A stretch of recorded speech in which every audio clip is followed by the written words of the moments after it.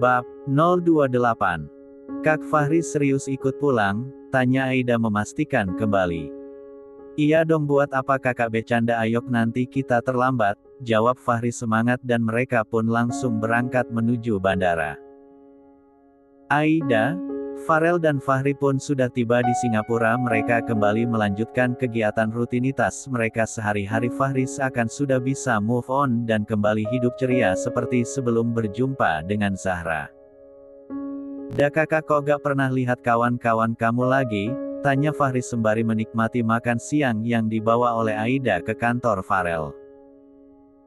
Ratna lagi ikut papa dan mamanya ke kampung, Kak, katanya neneknya lagi sakit, kalau Sinta juga lagi pergi liburan keluarga gitu. Mumpung ini libur semester gak ada salahnya gunakan waktu untuk berlibur, jawab Aida.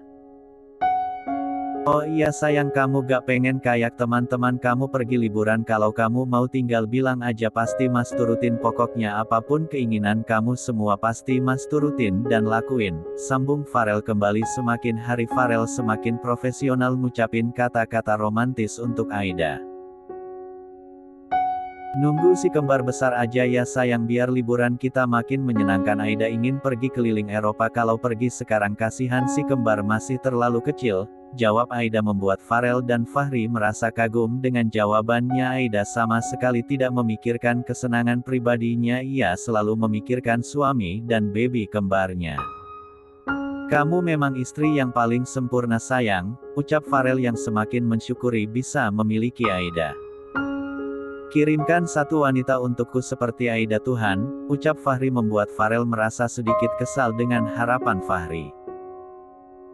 Wanita seperti Aida cuman satu di dunia ini, yaitu hanya Aida seorang. Jadi doain seperti wanita yang lain saja, karena Aida gak ada duanya, hanya satu dan sudah jadi miliki gue, ucap Farel membantah harapan Fahri.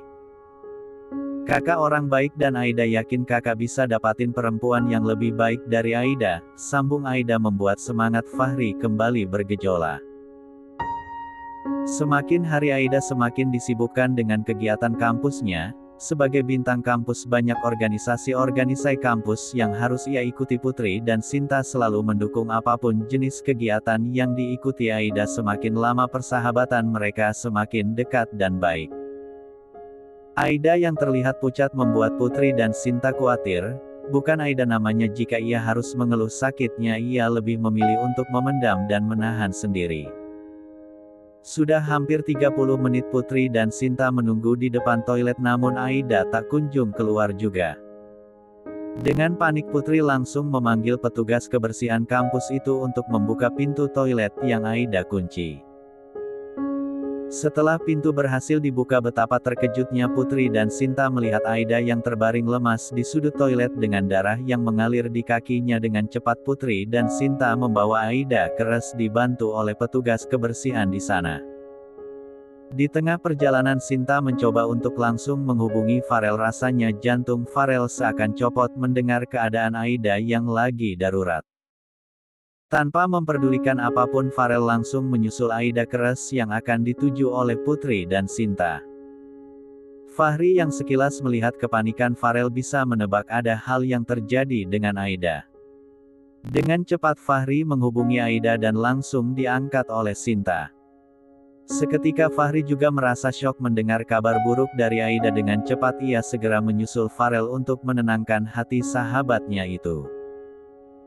Farel yang sudah berlinang air mata segera berlari menyusul Aida. Hatinya sangat perih, ia seakan bersalah tidak bisa menjaga wanita yang paling berharga di hidupnya. Bagaimana keadaan Aida? Tanya Farel yang sudah berada di depan UGD res itu. Dengan perasaan panik dan bersedih Ratna mencoba menjelaskan, namun semakin membuat hati Farel terasa perih dan sakit. Tak sanggup rasanya ia membayangkan wanita yang paling ia cintai harus terbaring lemas menahan kesakitan di kamar mandi. Tangisnya semakin pecah. Dengan cepat Fahri yang baru tiba itu pun langsung memeluk Farel yang sangat merasa rapuh itu. Tenang bro, kita berdoa saja, mudah-mudahan Aida tidak kenapa-kenapa, ucap Fahri yang berusaha untuk menenangkan Farel. Gimana gue bisa tenang, istri gue di dalam kesakitan dan gue gak tahu apa-apa, jawab Farel, membuat Fahri bisa mengerti perasaan sahabatnya itu. Putri dan Sinta juga seakan merasa bersalah, mereka hanya bisa menangis mencemaskan keadaan Aida yang sudah amat sangat mereka sayangi. Hampir 1 jam menunggu, dokter yang menangani Aida pun keluar dengan wajah yang semakin membuat Farel ketakutan. "Dokter, bagaimana keadaan istri saya? Istri saya sakit apa dokter? Tolong sembuhkan istri saya, berapapun akan saya bayar, jangan biarkan istri saya kenapa-napa, saya mohon dokter," ucap Farel yang sudah sangat merasa ketakutan itu. "Bapak tenang dulu, untuk info lanjutnya Bapak bisa ikut saya ke ruangan saya," jawab Dokter Nila. Farel pun langsung mengikuti Dokter Nila ke ruangannya. Fahri pun segera mengurus administrasi untuk memindahkan Aida ke ruangan VIP. Fahri juga sangat mencemaskan Aida dan tidak ingin terjadi hal yang tidak diinginkan. Putri dan Sinta masih setia menunggu Aida siuman. Mereka hanya bisa berdoa untuk keselamatan sahabat baiknya itu. "Bagaimana keadaan istri saya dok? Apa sebenarnya yang terjadi? Saya gak mau kehilangan dia dok, saya sangat mencintai dia, tolong sembuhkan istri saya dokter, saya mohon," ucap Farel kembali yang sangat amat mencemaskan Aida sehingga membuat Dokter Nila merasa simpati melihat betapa Farel yang sangat mencinta Aida. "Saya turut berduka cita Pak," jawab Dokter Nila membuat jantung Farel seakan berhenti untuk berdetak. "Apa maksud dokter? Apa saya gak ngerti siapa yang meninggal dok? Jangan bilang istri saya meninggal," tanya Farel dengan tangis yang sudah pecah dan dibanjiri air dengan air mata. "Pak Farel, Bapak tenang dulu, istri Bapak sudah tidak kenapa-napa, saya turut berduka cita atas meninggalnya calon anak Bapak dan Bu Aida," jawab Dokter Nila seakan membuat langit di atas kepala Farel seakan runtuh. "Apa? Istri saya hamil dan calon anak kami meninggal, ya Tuhan, dosa apa yang sudah saya perbuat? Saya gagal jadi suami yang baik, istri saya hamil tapi saya gak tahu dan sekarang saya harus kehilangan anak saya yang belum sempat saya lihat. Kenapa ya Tuhan, kenapa gak Kau biarkan dia melihat dunia ini? Apa salah saya? Hiks, ucap Farel yang benar-benar merasa sangat bersalah. "Pak Farel, Bapak gak boleh menyalahkan diri Bapak. Ini semua sudah rencana Tuhan, bersyukur Bu Aida bisa dibawa ke sini tepat waktu," jawab Dokter Nila yang ingin menenangkan Farel. "Berapa usia kandungan istri saya dok?" Hiks, tanya Farel dengan suara yang sudah hampir hilang itu. "Usian kandungan Bu Aida masih 6 minggu Pak, itu sebabnya janin di dalam rahim Bu Aida masih sangat lemah. Tujuan saya memanggil Bapak ke sini untuk memberitahu sesuatu yang mungkin sangat membuat Bapak terpukul dikarenakan rahim Bu Aida yang sangat lemah dan sangat mudah untuk terluka, menyebabkan akan seringnya terjadi pendarahan dan sangat berisiko fatal jika harus mengandung di kemudian hari," ucap Dokter Nila menjelaskan dan benar-benar membuat Farel sangat merasa terpukul. "Jadi saya harus bagaimana dok? Apa yang harus saya lakukan? Apa saya masih bisa memiliki anak dok? Dan istri saya gak bakalan kenapa-napa kan dok?" tanya Farel cemas membuat Dokter Nila semakin merasa iba. "Saya sarankan untuk Bapak dan Bu Aida menunda kehamilan dahulu sampai kita bisa memastikan rahim Bu Aida kuat dan tidak menimbulkan resiko yang berakibat fatal. Bu Aida harus benar-benar banyak istirahat, jangan terlalu banyak melakukan kegiatan yang bisa berdampak ke rahim," jawab Dokter Nila membuat Farel hanya bisa mengangguk mengerti serta membayangkan betapa terpukulnya hati Aida ketika mendengar kabar ini. Dengan perasaan putus asa Farel langsung menyusul Aida. Fahri yang melihat keadaan Farel seakan bisa mengerti hal buruk apa yang sedang terjadi dengan sahabatnya itu. "Sayang, kamu udah bangun?" tanya Farel ketika melihat Aida perlahan membuka mata. Spontan membuat Fahri, Putri dan Sinta merasa lega melihat Aida yang sudah menyadarkan diri. "Aida ada di mana Mas?" tanya Aida yang tidak mengingat sama sekali kejadian yang menimpa dirinya. "Kamu ada di rumah sakit sayang, kata dokter kamu kecapean jadi kamu harus banyak-banyak istirahat," ucap Farel berbohong, ia tidak ingin Aida mengetahui dirinya baru saja keguguran. Fahri, Putri dan Sinta merasa kurang setuju dengan niat Farel, bagaimanapun Aida harus tahu kejadian sebenarnya. sementara Farel tidak siap harus melihat wanita yang paling ia cintai harus bersedih kehilangan calon babynya. Perut Aida kok rasanya sakit mas, apa sebenarnya yang terjadi? Tanya Aida kembali ketika ia merasa ada yang aneh dengan perutnya. Maafin mas sayang, mas belum bisa jadi suami yang baik untuk kamu, jawab Farel sambil meneteskan air mata yang sedari tadi sudah ia tahan. Maksud mas apa? Aida gak ngerti, semakin membuat Aida penasaran apa yang terjadi dengan dirinya. Kita baru kehilangan calon baby kita sayang, maafin mas gak bisa jaga kamu dengan baik. Hiks, jawab Farel dengan tangis yang semakin pecah. Spontan jantung Aida terasa ngilu, rasa sakit yang dirasa semakin bertambah ketika mendengar kepergian calon buah hatinya. Apa? Mas gak bohong kan? Gak mungkin mas, kenapa ini terjadi? Apa salah Aida mas? Kenapa Aida harus kehilangan calon anak Aida yang belum sempat Aida ketahui? Hiks, jawab Aida dengan tangisan yang pecah sehingga Farel hampir tidak bisa menenangkan wanitanya itu.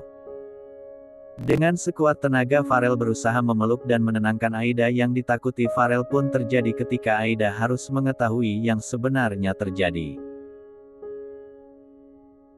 Kamu yang tenang ya sayang, kamu yang sabar, Allah lebih sayang dengan anak kita, pasti dia sangat bahagia di surga. Semua ini sudah diatur oleh Allah, jadi kita gak boleh menyalahkan diri. Mas akan selalu setia dan menyayangi kamu, dan mas gak mau kamu kenapa-napa. Kasihan si kembar jika kamu begini sayang. Mas mohon kuatkan hati kamu dan ikhlaskan calon anak kita pergi, jawab Farel lembut sembari mengelus rambut Aida yang sudah terlihat sangat berantakan. Aida belum pantas disebut ibu mas, bagaimana bisa Aida tidak tahu ada janin di perut Aida? Andai saja Aida tahu, kita gak akan kehilangan anak kita mas. Maafin Aida yang gak bisa kasih mas apa-apa, maafin Aida tidak bisa menjaga calon anak kita mas. Aida sangat menyesal. Hiks, jawab Aida yang semakin menyalahkan diri. Bagaimanapun ia sangat merasa terpukul tidak mengetahui sudah ada janin di dalam rahimnya. Kamu gak salah sayang, kamu sudah jadi wanita sempurna bagi mas. Kamu adalah hidup mas, kamu dunia mas, kamu matahari buat mas, dan kamu sudah jadi segala-galanya buat mas, dan kamu adalah wanita terhebat sekaligus ibu dan istri yang sangat luar biasa untuk mas. Jadi mas mohon jangan pernah nyalahin diri kamu, bagaimanapun mas akan selalu mencintai kamu, jawab Farel dengan penuh perasaan, membuat Aida sedikit merasa tenang mendengar kata-kata indah dari laki-laki yang sangat mencintai dirinya itu. 2 hari di rumah sakit Aida akhirnya diizinkan pulang oleh dokter Nila. Suasana hatinya masih sedih serta belum ikhlas harus kehilangan calon buah hatinya tanpa sepengetahuan dirinya. Farel terpaksa tidak pergi kerja ke kantor. Ia tidak tega jika harus meninggalkan Aida yang masih dihantui rasa bersalah. Berbagai cara telah ia lakukan, tetap saja belum bisa menyembuhkan luka hati istri tercintanya itu. Mas gak pergi kerja? Tanya Aida ketika melihat Farel yang sedang menyiapkan bubur untuk dirinya. Bagaimana bisa mas pergi ninggalin kamu dalam kondisi seperti ini sayang, jawab Farel lembut.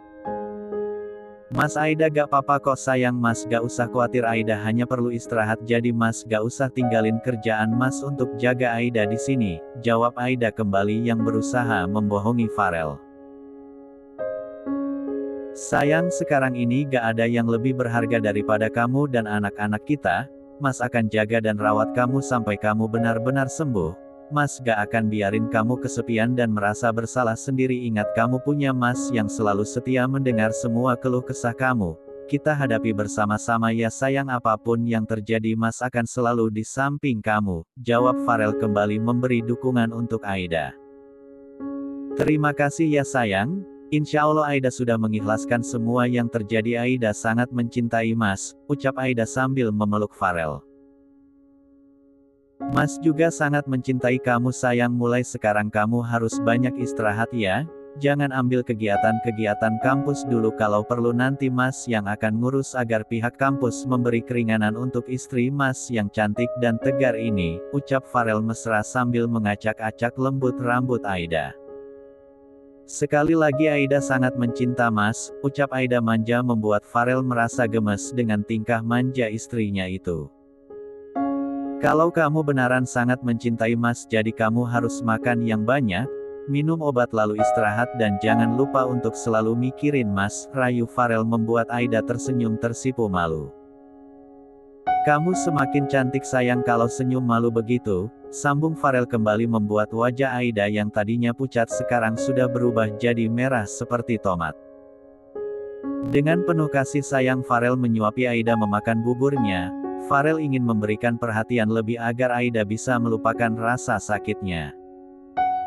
Farel benar-benar tidak ingin melihat Aida bersedih, rasanya ia akan lebih menderita jika ia harus melihat wanita yang paling ia cintai itu menderita. Sejak kemalangan ini pun, Aida juga merasa ingin dimanja dan diperhatikan lebih oleh Farel, hanya saja ia tidak ingin meminta. Beruntung rasa peka yang sudah sangat kuat di hati Farel membuat keinginannya terpenuhi. Sayang Aida boleh minta sesuatu gak? Tanya Aida ketika sudah selesai menghabiskan bubur dan minum obatnya. Apapun yang kamu minta akan Mas berikan sayang, termasuk nyawa Mas, jika kamu menginginkannya Mas akan berikan dengan sepenuh hati, jawab Farel tulus.